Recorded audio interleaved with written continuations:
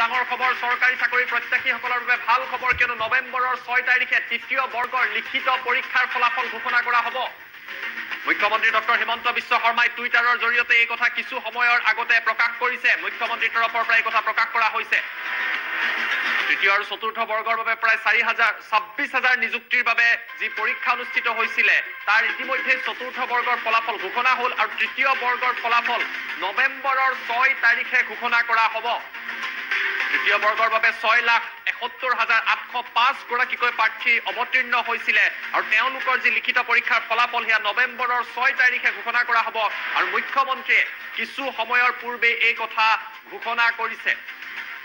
6 নৱেম্বৰত ঘোষণা হ'ব অনলাইনৰ জৰিয়তে পৰীক্ষাৰ্থীয়ে ফলাফল লাভ কৰিবলৈ সক্ষম হ'ব তৃতীয় বৰ্ষৰ যিসকলে পৰীক্ষা দিছিলে ফলাফলৰ বাবে তেওঁলোকে অপেক্ষা কৰি আছিল সেইসকল পৰীক্ষাৰ্থীৰ বাবে সেইসকল যুৱক যুৱতীৰ বাবে এই মুহূৰ্তত এটা ভাল খবৰ আছে কিয়নো নৱেম্বৰৰ 6 তাৰিখে লিখিত পৰীক্ষাৰ ফলাফল ঘোষণা কৰা হ'ব আৰু মুখ্যমন্ত্ৰী ডক্টৰ হিমন্ত বিশ্ব শৰ্মাই মাত্ৰ কেইটামান সময়ৰ পূৰ্বে আনুষ্ঠানিকভাৱে এই কথা ঘোষণা কৰিছে চতুৰ্থ বৰ্গৰ ফলাফল ইতিমধ্যে ঘোষণা কৰা হৈছে কিন্তু তৃতীয় বৰ্গৰ ফলাফল কেতিয়া ঘোষণা কৰা হ'ব তাক লৈ বিভিন্ন জল্পনা কল্পনা চলি আছিল আৰু মুখ্যমন্ত্ৰীয়ে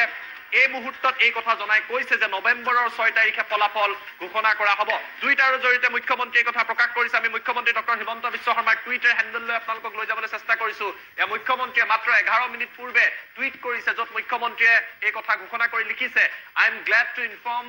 that the result of the written examination held for recruitment of class 3 post of Govt of Assam shall be announced on 6th November 2022 by the state level recruitment commission for class 3 post অৰ্থাৎ মুখ্যমন্ত্ৰীয়ে কৈছে যে মই এই কথা আপোনালোকক জনাবলৈ পাই সুখী হৈছো যে তৃতীয় বৰ্গৰ বাবে অনুষ্ঠিত হোৱা লিখিত পৰীক্ষাৰ ফলাফল যি অসম চৰকাৰে অনুষ্ঠিত কৰিছিল চাকৰিৰ বাবে ইয়াৰ ফলাফল নৱেম্বৰৰ 6 তাৰিখ 2022ত ঘোষণা কৰা হ'ব আৰু এই যি ফলাফল ঘোষণা কৰিব যি ৰাজ্যিক পৰ্যায়ৰ যি আয়োগ আছিল